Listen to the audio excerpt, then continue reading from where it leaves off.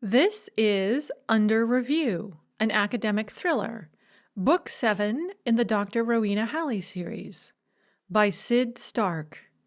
Copyright 2023. Narrated by Sid Stark.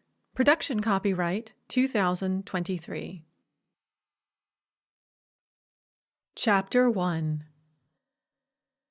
Just when I thought my life couldn't get any worse, Madison came back into it. I was returning from a physical therapy session for my busted-up left knee when I spotted someone sitting on the stairs leading up to my apartment entrance. Gee, she looks familiar, I thought. And then, nah, it can't be. It's got to be someone else who looks kind of like her. I should have known better. On the radio, Bruce Springsteen was belting his heart out about being on a downbound train. This should have been a warning.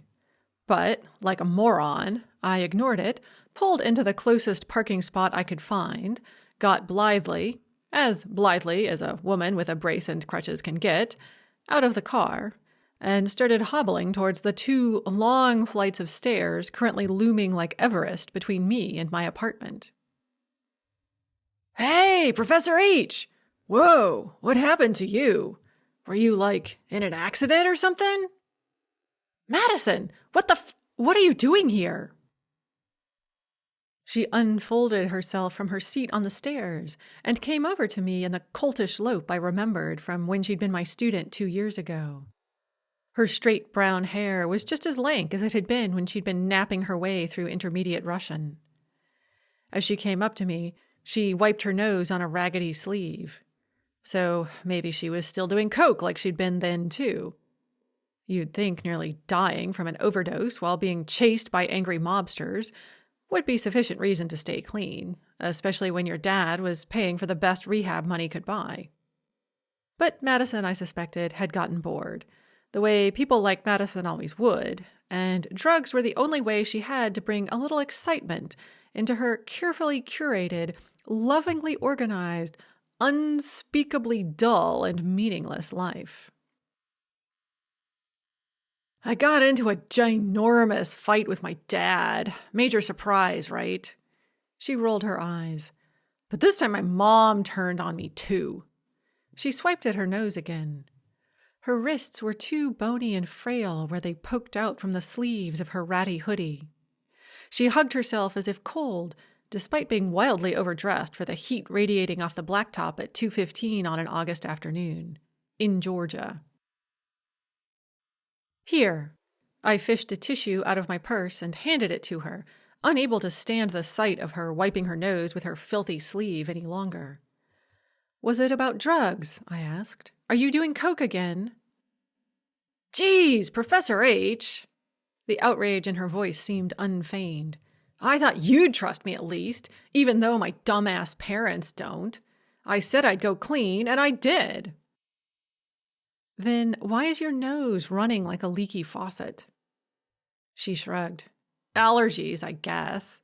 It started as soon as I got on the bus, and it got even worse once I got off the bus, and it's been going nonstop ever since. Okay. Georgia was notoriously bad for allergies, that was true. But you look awful, Madison. You must be 20 pounds underweight. Drugs seem like the best explanation. Hey! She stopped wiping her nose to give me a bright smile. Can't a girl have an eating disorder without getting a bunch of hassle over it? No, I said. Anyway, she said, giving me another bright smile. You're one to talk, Professor H. You used to be super skinny back at T-Lask, like you had an eating disorder or something too. And now you're on crutches. Looks like you're the one who needs to, practice some self-care or something. I resisted the urge to argue that I hadn't been unhealthily thin back in New Jersey and that I hadn't gained any weight since then. Well, not any appreciable weight. But I had the irritating feeling that she was dead right on both counts. I had been flirting with anorexia and overtraining until my knee nightmare had begun, and I'd had to stop running. Now I was finding myself surreptitiously checking my fly before going out in public to make sure the zipper hadn't unzipped from the press of my expanding abdominal flesh. If pride and poverty hadn't been such large stumbling blocks for me, I would have bought a new, larger wardrobe over the summer. But since pride and poverty both featured heavily in my decision-making process, I was still squeezing into the same 3 outfits I'd been wearing for close to half a decade now, and telling myself that getting serious about that diet would be good for my bottom line in both senses of the word. Probably we both need to practice some self-care, I said, striving for just the right balance of patience, diplomacy, and conspiratorial cheerfulness in my voice. Yeah, whatevs, said Madison. I guessed I had failed to hit that perfect balance I had been striving for. So, your apartment's like up at the top of the stairs, huh? Want some help getting up there? Can I carry something for you? I said, I guess. You still haven't told me why you're here. She hugged herself again, now looking distinctly frail and scared and much younger than, I calculated quickly, 21. I told you, I got into a big fight with my parents. Like, a really big fight. And then she looked away and scuffed the toe of her dirty sneaker on the sidewalk. I left.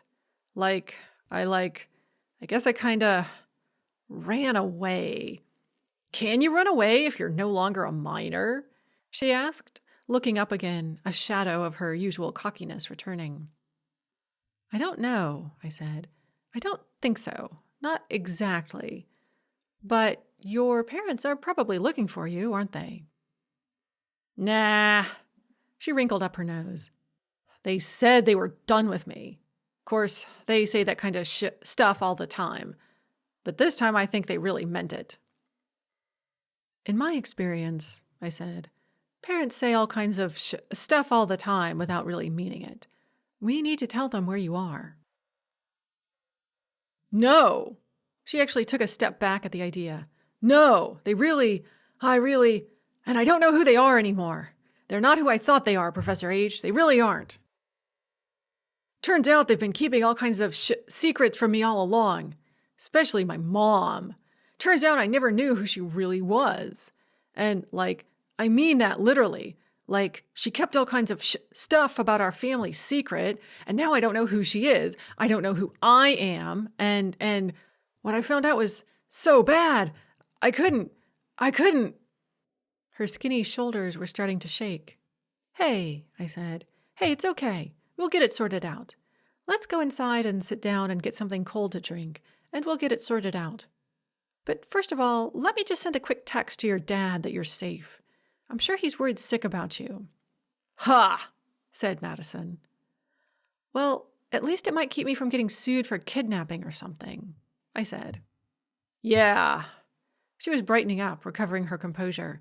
He's such a jerk, he'd probably do something like that. I said. I didn't actually have such a low opinion of Eric Johnson, Madison's father, but I was already starting to worry about the legal implications of having a former student and known drug user show up unannounced at my apartment, apparently on the run from her parents. I carefully organized myself and my crutches and pulled out my phone. Eric Johnson was still in my contacts. I'd just send him a quick text, then get me and Madison out of this sweltering heat and into the blessed AC, and come up with a plan that would solve everything, or at least get Madison off my hands. A text notification was already up on my screen. I had a flash of paranoia. Sure, it was Eric Johnson telling me he knew about Madison and demanding to know why I was hiding her from him. But no, the message was in Russian, not English. Dearest Ina, it read, Mama and I have an appointment with the American Embassy for our visas. Smiley face, smiley face, smiley face, smiley face, smiley face. Normally the wait time is 6 to 8 months, but because of her health, they say they might be able to expedite it. And she has already spoken with a specialist at that clinic in Atlanta. We may be with you very soon. Smiley face, smiley face, smiley face, smiley face. Hugs, Dima.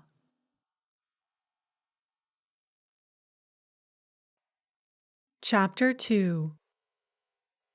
Madison did, somewhat to my surprise, shadow me solicitously up the stairs, carrying my purse and jumping ahead to open the door when we finally reached my apartment. "Geez," she said when we stepped in. "It's not much of a place, is it?" "Well," I said, "it's the nicest place I've ever had." That, alas, was all too true. It was a one-bedroom apartment with fixtures so cheap, I worried about accidentally punching through the kitchen sink while washing dishes. But it had reeked of new paint and new carpeting rather than mold and mildew when I had moved in, so I counted that as a win.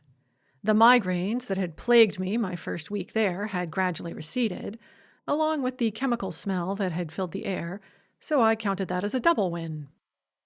Now, if only the migraines I got whenever I went into my office or my classroom would dissipate just as easily. "I thought professors were rich," she said. "My dad's house is really swank." "Your dad," I pointed out, "is a provost. That's different. I'll bet he was pretty poor when you were a baby. You just don't remember it." "Huh," she said. She looked around some more. "Does he know you live in a dump like this?" "I don't know," I said. "I haven't been in touch with him in a while. But he came to my apartment in New Jersey, and that was even worse than this one." "No way." "It had rats," I said, "and cockroaches, and mold." "Ew." She wrinkled up her face in disgust again. Then a speculative and slightly horrified look came into her eyes. "Why'd he come to your place, Professor H?" "To thank me for saving you." "Oh." She relaxed for a nanosecond before stiffening up again, her distaste at the idea of her dad getting it on with her former Russian professor replaced by her discomfort at the memory of our near-death experience. I hoped there was some measure of shame mixed in with the discomfort, given that she'd been heavily culpable in our shared brush with death.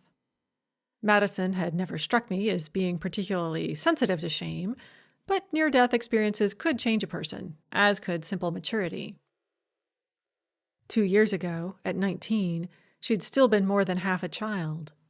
Now, at 21, she was not only of legal drinking age, she was, despite her lack of manners and her adolescent coltishness, more of an adult. She looked me in the eye when she spoke, and she was shepherding me into a chair and getting us both ice water without being prompted.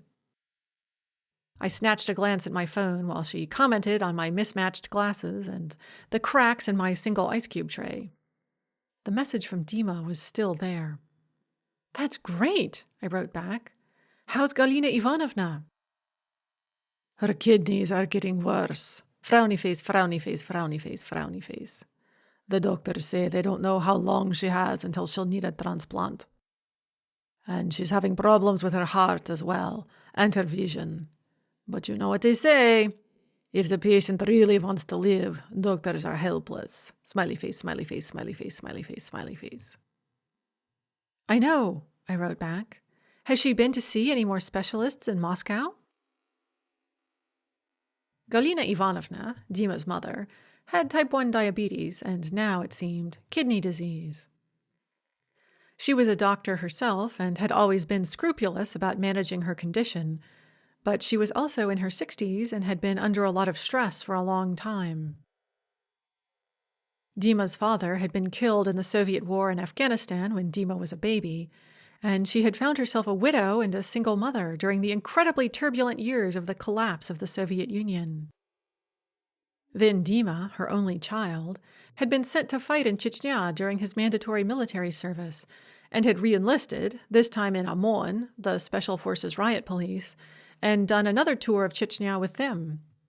Then he'd left OMON and become an investigative reporter, which in Russia was maybe more dangerous than serving in a war zone. Death threats were just another day at the office for him. But sometimes the threats didn't stop with him and had extended to Galina Ivanovna and to me. Dima had broken off our engagement and sent me back to America in order to get me out of harm's way. Ha ha ha! But Galina Ivanovna was neither willing nor able to leave Russia. For the past 2.5 years, Dima had been hiding out in Ukraine, if reporting from an active war zone could be termed hiding out, while Galina Ivanovna fended for herself in Moscow. I knew Dima wasn't happy about that, but he hadn't been able to convince her to leave, not even to go live with her brother in Murmansk. The end result was that Galina Ivanovna was an older woman in fragile health who was also living a tough life, and it wasn't surprising that her condition was deteriorating. But it was still unwelcome news. For years, she had been a kind of stand-in mother for me, and an academic advisor to boot. Cutting off contact with her had been almost as painful as cutting off contact with Dima, but she'd told me when I'd asked. He had begged her to stay away from me for all our sakes, and that's what she had done. She's gone to see all of them, but most of them won't so much as talk to her, even though she's a colleague. She says she hasn't been getting any death threats since I left Moscow, but this is maybe even worse. Seems like no one wants to treat her because of who her son is. Surely there has to be someone. Her brother thinks he can find someone in Murmansk, but that's Murmansk, the provinces, and I think the trip will be really hard for her. But since it's her best chance of seeing a specialist before we leave for America, I'm going back to Moscow tomorrow so that I can take her up there. Be careful, I texted. After a brief trip to, of all places, St. Petersburg over the spring, Dima had ended up back on the front in the Donbass. Of course, he always ended up back on some front or another. I'm always careful, he texted back. Ha ha ha ha ha ha ha, I wrote. Smiley face, smiley face, smiley face, smiley face, smiley face, smiley face, Dima wrote back. But seriously, Ina, no fooling. I'll be careful. I don't want to fuck anything up for Mama. But I wanted to say goodbye to you first before I left, just in case. Do you really think it's that dangerous? I asked. I don't know. In my mind, Moscow has become this terrifying place, overflowing with hired killers and the people who hire them. I know that's not true, but I haven't spent more than a couple of days there since, well, you know when. The last thing I remember from Moscow was a couple of thugs holding a gun to your head. It's turned me against my native city. Smiley face, smiley face, smiley face, smiley face, smiley face, smiley face. Even the front feels safer. At least there, people aren't trying specifically to shoot me. Or worse, my women. Smiley face, smiley face, smiley face, smiley face, smiley face. All the hair on my neck and arms stood up, like I was about to be sick or lightning was about to strike. I opened my mouth as if he were there in the room with me and I could reply to him verbally. What that reply would be, I didn't know, but I knew I really, really needed to say it. Geez, is my dad giving you a hard time already? Madison came over, 2 sweating, mismatched glasses of ice water in her hands. No. I instinctively moved as if to hide the phone. Then I realized how guilty that looked. Plus, while Madison had picked up a surprising amount of Russian despite coming to class high as a kite half the time, I sincerely doubted she would be able to understand more than 1 word in 10 from our texts. Someone I know from Russia, I said. Let me just answer this real quick, and then we can talk about what you need to do. I'm pretty sure there's some special prayer or spell I'm supposed to say to keep you safe, I wrote, but I don't remember what it is. I'll settle for, I'll pray for you so that you don't forget your earthly path. I'll pray for you so that you return unharmed. Smiley face, smiley face, smiley face, smiley face, smiley face. So be it, I wrote. It was from a famous poem recited in the popular movie, The Irony of Fate. Dima, like most people from the former Soviet Union, knew all 3 hours of it by heart. What are you doing now? Are you busy? I looked up at Madison, who had seated herself across the rickety table from me and was watching me with a mixture of curiosity, impatience, and poorly concealed desperation. I suppressed a groan. Normally, I was happy to help people. One might even say I had a helping problem, in the same way that Madison had a drug problem or Dima had a combat zone problem. But right now I could sense Dima wanted to talk, and I, for better or for worse, wanted to listen. "I'm with a student," I wrote. "A former student who's gotten into trouble." "Got it. I'll leave you in peace then. But I might come bother you again soon, okay? Smiley face, smiley face, smiley face, smiley face." "Please do," I wrote. "I'm always happy to talk to you, you know that. And please tell me when you get to Moscow, and say hi to Galina Ivanovna for me." "I obey. Good night." Smiley face, smiley face, smiley face, smiley face.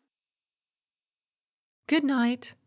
It was after 10 o'clock in the evening where Dima was. Probably cooler, too. If I were there, we could be getting ready for bed together right now. So it was a war zone. It was a frozen conflict, right? How bad could it be? Very bad. Even when we hadn't been speaking at all, I had read all of Dima's articles, and I knew that this frozen conflict that had slipped out of the consciousness of most of the world was still very much a hot war for the people caught up in it. I was better off here. Definitely. Probably. I caught Madison giving me another look of impatience and poorly concealed desperation. Maybe I was better off here. Whatever problems she had, at least they weren't anything like what Dima and Galina Ivanovna were facing, right? "So," I said, putting down my phone and giving her what I hoped was a sympathetic and reassuring smile. "What brings you to my door?" "It's my mom," she said. "Well, actually, my mom's grandpa. Turns out he was like KGB or some shit like that. Only they didn't call it that back then. Anyway, turns out he was like whatever the KGB was back then, and then he like turned traitor or something and like collaborated with the Germans or something, and then like somehow half the family ended up over here. They kept it all like a big secret, but I found out about it." "Oh," I said. "Well, it was a difficult, complicated time." "And that's not the worst part," she went on. She swiped at her nose again, this time I thought, from tears as much as allergies. "Turns out we've still got family there, and they're like involved in some pretty bad shit too. And my mom lied to me. She lied to me my whole life." "Well," I said feebly, "it's a hard thing to explain to a child." "And now," she pressed on, speaking quickly as if afraid to stop in case she lost her nerve before she got all the words out, "it turns out I've got cousins wanting to come to America, and I'm pretty sure they're going to do something bad while they're here. And my mom is going to help them." Chapter 3. "Okay," I said. "Like, what kind of bad stuff? Like, you know those crazy survivalist groups? Like the ones with tons of guns and shit?" Apparently Madison had given up on not swearing in front of me. "Yes?" I had a hard time imagining Madison's mother as part of a backwoods survivalist group. Admittedly, I had never met her, and everything I knew about her came from the extremely biased reporting by Madison, her father, and Alex. I quickly turned my thoughts back to the incongruous thought of Madison's supposedly tennis coach boffing socialite mother dressed in camo survival gear and toting a machine gun through the American hinterlands. Did they even allow people like her to join those kinds of groups? Sure, if they said the right words and wrote big enough checks, I told myself cynically. "Are you saying your cousins are part of a group like that in Russia?" I asked. I didn't know much about survivalist groups in Russia. Probably they had them too, although my impression was that they were less of a threat there than they were here. One of the benefits of a semi-authoritarian regime was that it either shut down groups like that or co-opted them for its own aims. "Not in Russia," Madison said. "In the Ukraine, whatevs." "Ah," I said. Things were starting to become clearer. According to everything I'd heard from Dima and other sources, Ukraine was overrun with paramilitary organizations. Some of them had indeed been co-opted by the various regimes laying claim to sovereignty over the various regions. Some of them served their local oligarchs, and some of them were probably still running wild. Did your mom's grandpa have anything to do with the OUN? I asked, circling back to an earlier part of the conversation. Madison's mouth dropped open. How did you know, Professor H? I put two and two together. This was true. The OUN, or Organization of Ukrainian Nationalists, had been a World War II-era fascist terrorist organization dedicated to achieving an independent, ethnically pure Ukraine. For reasons that no doubt had seemed excellent at the time, this had meant collaborating with the Nazis when they came rolling into that part of the world. It wasn't a stretch to guess that's what Madison's great-grandfather had been involved in. He's lucky he got out alive, I said. I thought pretty much everyone involved in that was killed by one side or the other. The Germans had considered their Ukrainian collaborators to be, when all was said and done, untrustworthy turncoats, dangerous terrorists, and Slavic Untermenschen, and had imprisoned or killed a lot of them.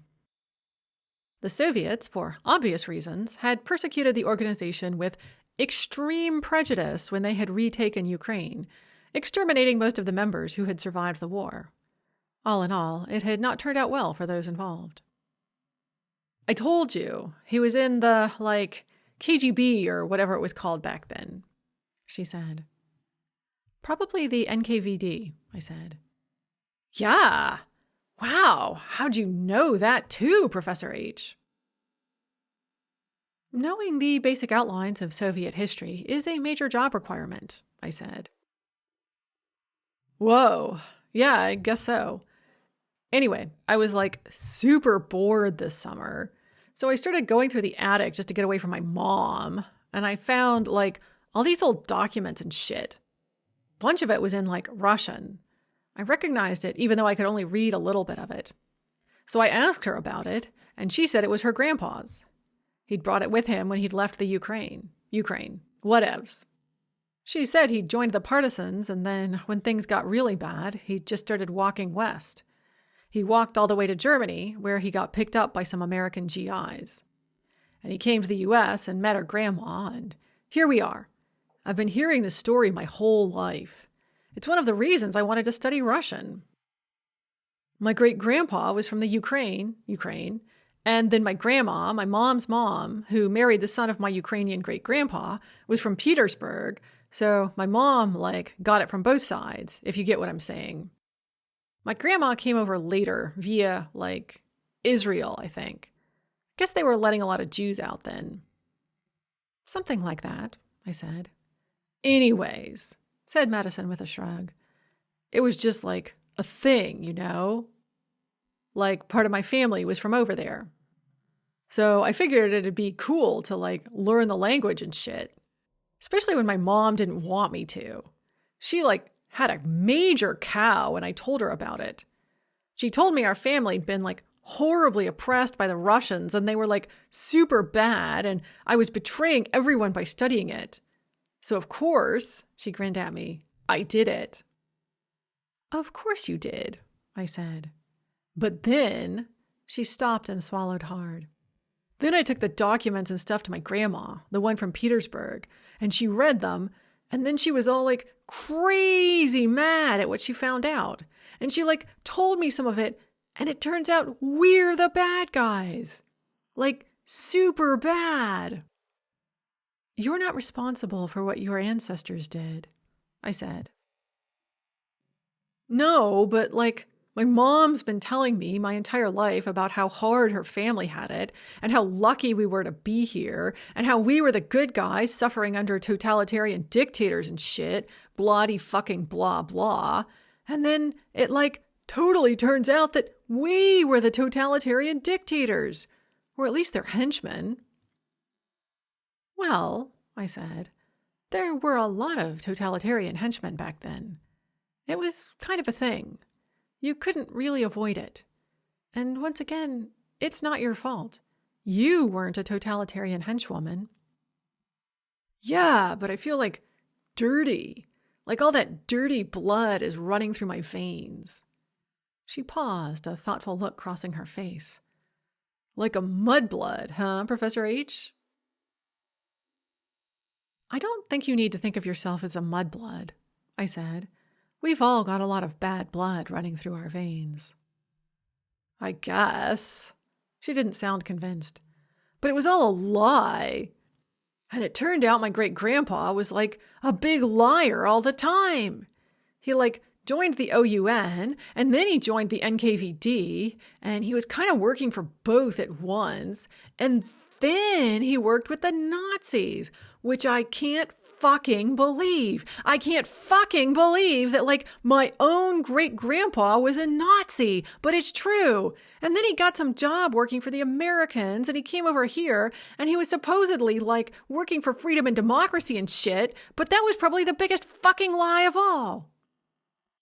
Maybe he just wanted to live, I said, so he did whatever he had to do in order to survive. Maybe. She didn't sound very convinced. But anyway, now my grandma and I are super angry with him, even though he died before I was born, so there's no point of being angry at him, is there? Except I am. I'm so mad. And then it turns out that, my mom already knew about it. He told her before he died. Not his son, not anyone else, but he told her because he thought she'd understand or something. And the worst part is that she did. She, totally tried to defend him and everything to me. Well, he was her grandfather, I pointed out. And like I said, it was a complicated time. A lot of people found themselves doing bad things. I thought about telling her that a lot of people found themselves doing bad things these days, too. Her own father had poured out at least a little piece of his heart to me about the moral quandaries he'd found himself in. That probably wouldn't be helpful right now. That's what everyone keeps saying. Her nose was scrunched up in disgust again. But I mean, seriously, Professor H, would you do something like that? I don't know, I said. She looked startled. I don't think so, I said. My life history so far has included a lot of not doing what was convenient or expedient because I didn't think it was right. I think I've demonstrated the courage of my convictions more than once, but I don't actually know what I'd do under those specific circumstances. Yeah. She nodded, cautiously relaxing. But you'd never actually believe in that Nazi shit, right? 'Cause I think he actually believed in it. I think that was the thing he really believed in. The NKVD stuff and the freedom and democracy stuff was just a cover for what he really thought, which was Nazi all the way. It's very unlikely that I'd ever actually believe the Nazi stuff, I admitted. But like I keep saying, that was a very different and very difficult time, especially for people in Western Ukraine. Fascist ideology had a lot that was pretty attractive to them. Madison favored me with some truly excellent side-eye. You're joking, right, Professor H? You're not really defending them, are you? Well, I said, not really, no. In fact, one of the peculiarities of my position was that I spent a lot of time defending moral and political beliefs I didn't actually share.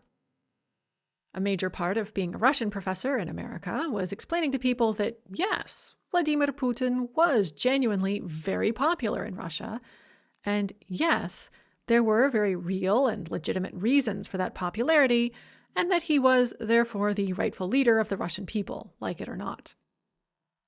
This despite my own disagreement with many of his policies, and my belief that his administration was personally targeting Dima, possibly with the intent of killing him.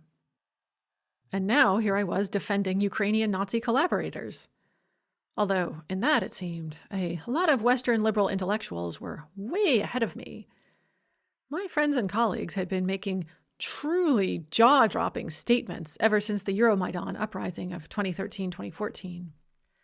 If I heard one more time that the people wearing swastikas were just cosplaying, or that they didn't really represent the Euromaidan movement since they spoke Russian, or it was okay to use them to do the killing and dying since that's what they were good for, or, conversely, that the Donbass miners shouldn't be allowed to have political representation since they weren't educated enough to use it properly, I thought I'd scream. I increasingly felt like most of my colleagues were blindly marching down a dangerously extremist path that was likely to tear Ukraine apart and maybe take a bunch of other countries out with it. And I was left behind, afraid even to shout a warning at them. Anyways, Madison continued, now my whole family is fighting about this, especially once we found out the worst part. She paused and looked at me expectantly. I dutifully fulfilled her expectations. What's the worst part? I asked. Some of my mom's cousins, my cousins, are part of some modern-day Nazi group over there. And my mom supports them. Chapter 4. Supports them how? I asked. Supports them as in shares their ideological position? Supports them as in she's sending them money? Or supports them as in she's planning to go over and join them? I don't think she's planning to go over and join them, Madison said. Although with all the crazy shit she's been saying recently, maybe she will. But what she said was that, she was planning to help bring them over here. Ah, I said. Rather than making me feel better, this made me feel worse. Ukraine was becoming a global center for neo-Nazism and white supremacy. Many of the groups had sophisticated outreach programs that, like ISIS, were using social media to recruit people from all over the world, including in the U.S. I'd already had to tell some of my own students. Seduced by the snazzy videos for the training camps they were running over there, that you probably had to be white to be a white supremacist. Actually, I wasn't sure that was true, but I decided I needed to nip this thing in the bud as soon as possible, at least in my own classes. In any case, I was not surprised to hear that people were coming over to the U.S. So, I said, do you happen to know what they're planning to do while they're over here? Madison shrugged. I think meet with other, like-minded individuals. She shuddered. That means those crazy survivalists, right, Professor H? Maybe, I said. Or maybe it means smooth-talking intellectuals making a plausible case for Ukrainian nationalism or national security or the protection of European values and the white race, whatever plays best with their particular audience. I resisted the urge to point out that, as a Southerner, a lot of this sounded awfully familiar to me. There was a certain ring of states' rights and heritage, not hate, to a lot of the statements coming out of the Euromaidan movement. I had already learned not to say things like that out loud, though. Yeah. Madison's gaze was turned inwards, as if she were replaying old conversations over in her head. That would make more sense if my mom were hooking up with, professors and shit, because that's who she knows. I just figured only crazy survivalists would listen to someone like that. It depends on how you spin it, I said. Yeah. So, anyways, she and my grandma got into it big time, and they both blamed me for it, because I was the one who dug up those old documents and showed them to them. And then me and my mom got into it even more, and then I left. I just, walked out the fucking door and left. Finally! She grinned, momentarily triumphant at her strength of spirit to do what she'd been wanting to do for years. But then I couldn't figure out where to go, she went on. I thought about my dad, of course, but, he was already pretty pissed with me over this whole thing. He thought I was just, stirring up trouble to be a pain in the ass, his words, like I always do. An expression of acute pain crossed her face, before she wiped it away with another cocky grin. So then I was, pretty desperate, actually. Running away was even scarier than I thought. But then I thought of you, and I looked you up. It was easier to find you than I thought it'd be. Did you know you can find pretty much anyone these days? Scary, I said, but useful for you. Yeah, I know I should have called ahead or something, but I was scared you'd say no. I figured if I just showed up, you wouldn't kick me out, so that's what I did. Sorry. No problem, I said, glad to help. It was only sort of a lie. I was, of course, already getting sucked into Madison's family drama. I wasn't thrilled at the idea of having her as a roommate, and I really wasn't thrilled at the idea of getting on her father's bad side, but I certainly wasn't going to turn her away now. And now I'm afraid that my whole family is like crazy and shit. Evil, even. And I'm just so fucking disappointed in them. Angry and disappointed, and they're just so stupid. So bad. Am I, wrong to be this mad at them, Professor H? Does this mean there's something wrong with me?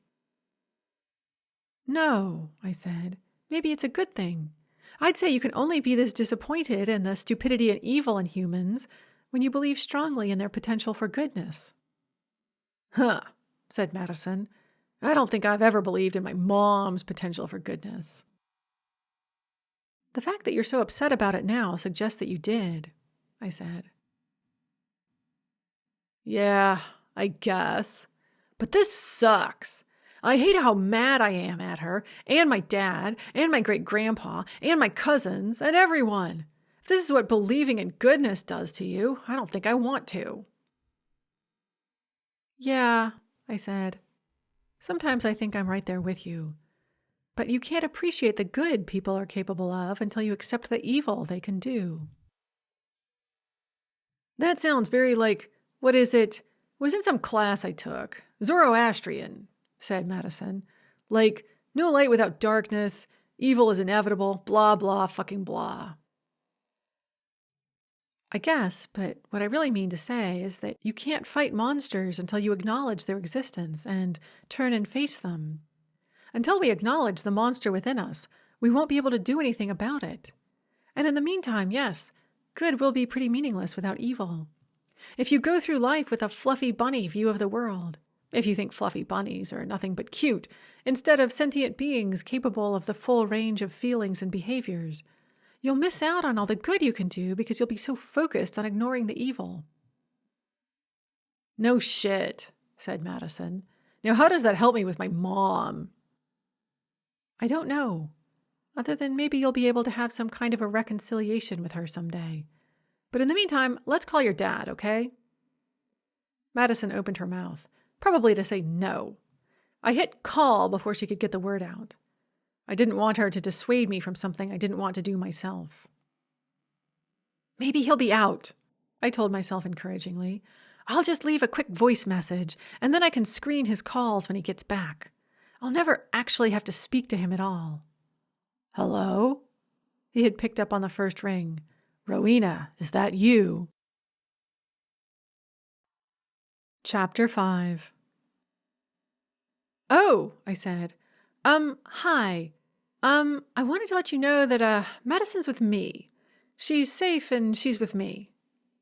Thank God. His words, loud enough to fill the whole room, even though he wasn't on speakerphone, sounded genuine. Across my rickety table, I could see Madison relax. Some tension in her I hadn't even known was there, release at his spontaneous outburst of relief. Then he ruined it by saying, I don't know what she was thinking, Rowena, inconveniencing you like this, but you shouldn't have to put up with her another minute longer. Send her back to me immediately. I'll send you the money if she doesn't have enough left on her credit card limit to cover it. I said.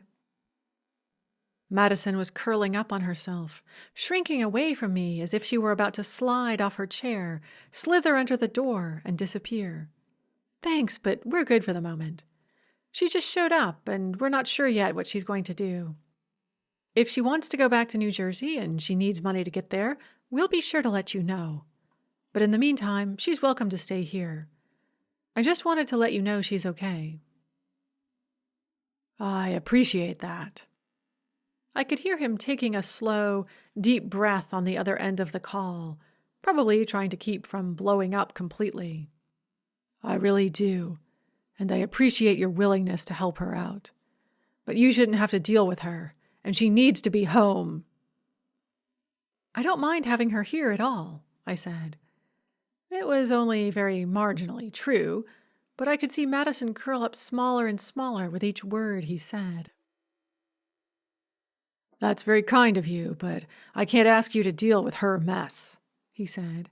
I'll be down by tomorrow at the latest to come get her.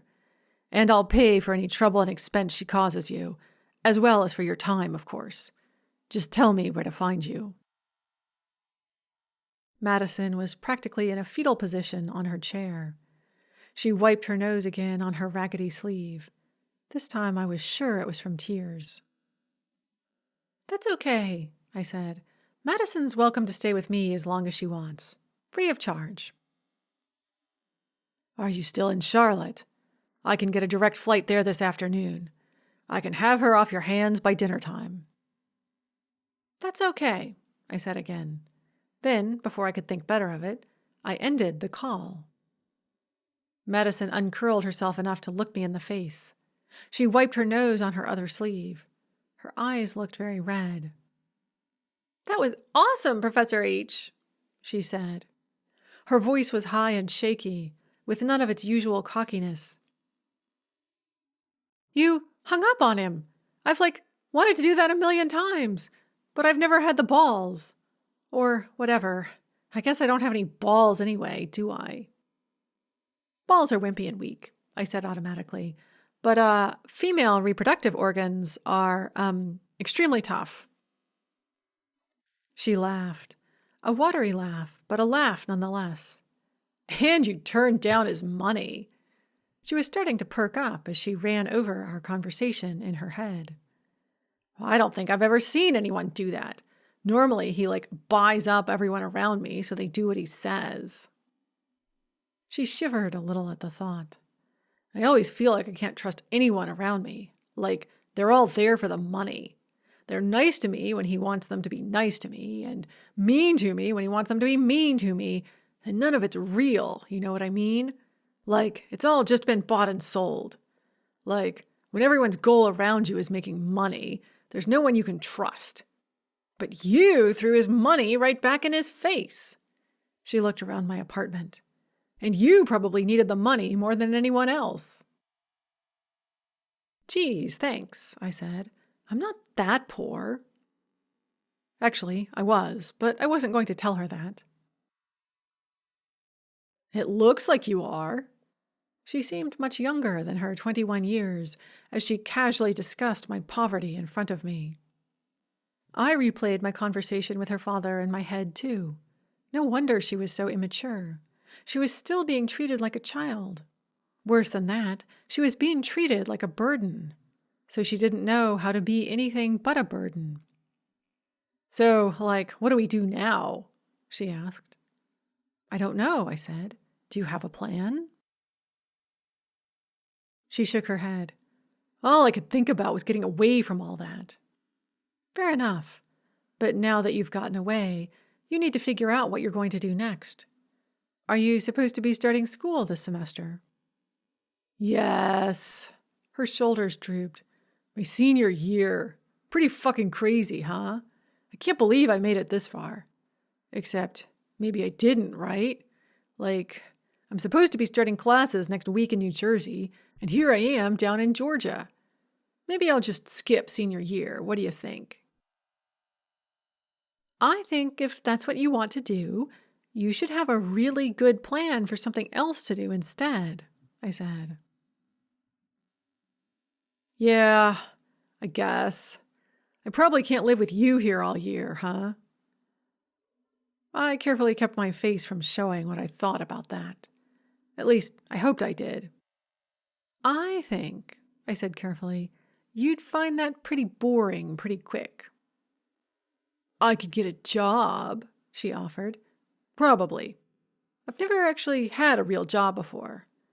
But how hard could it be? It depends on the job, I said.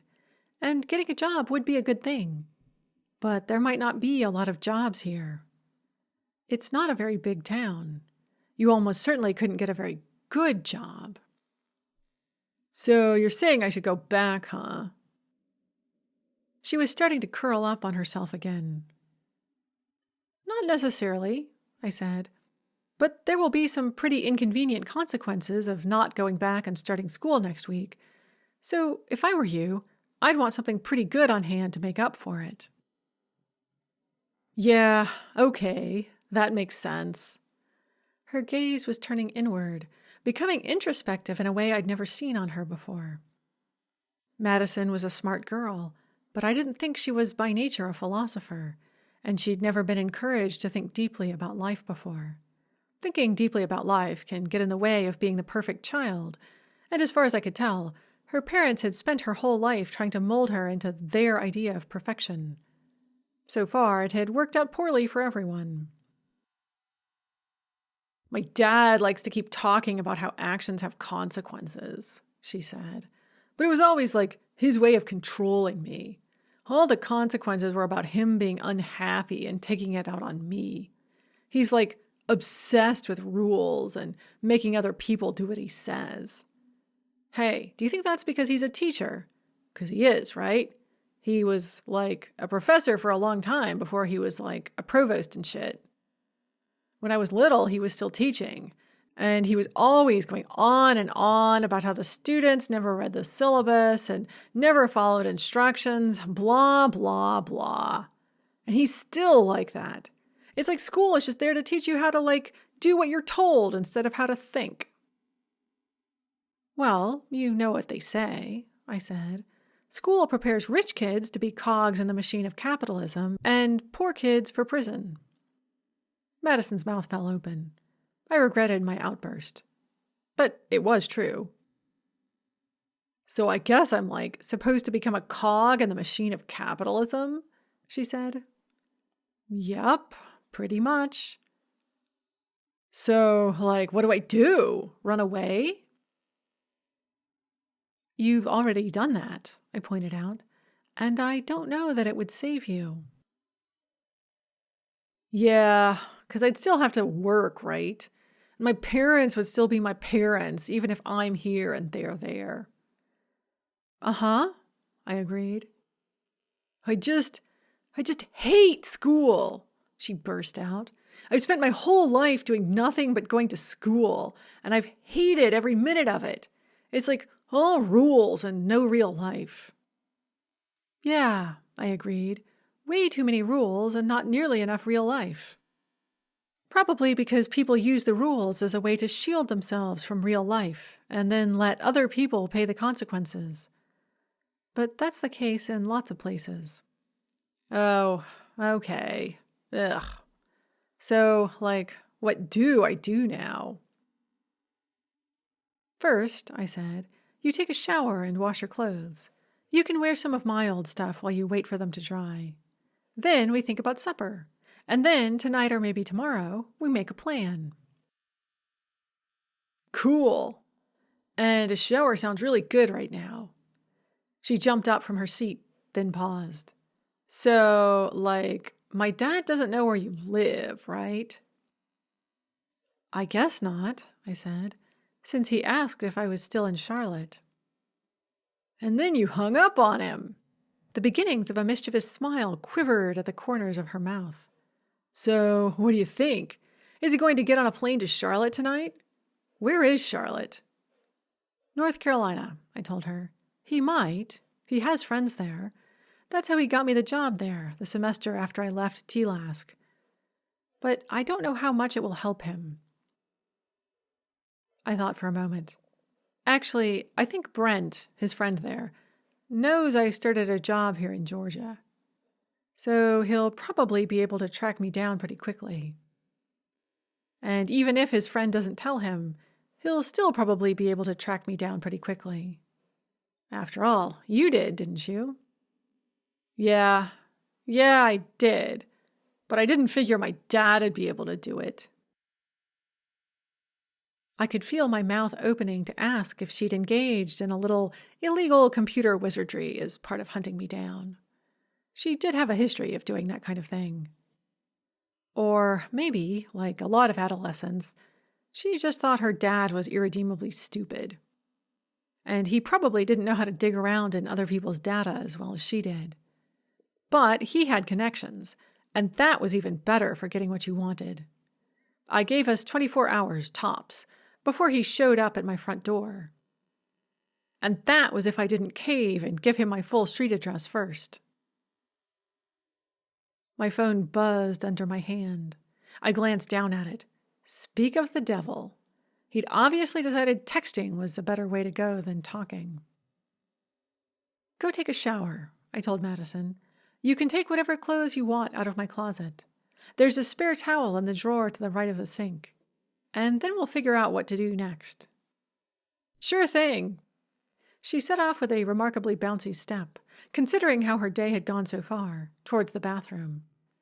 And I braced myself to read the text from Eric Johnson.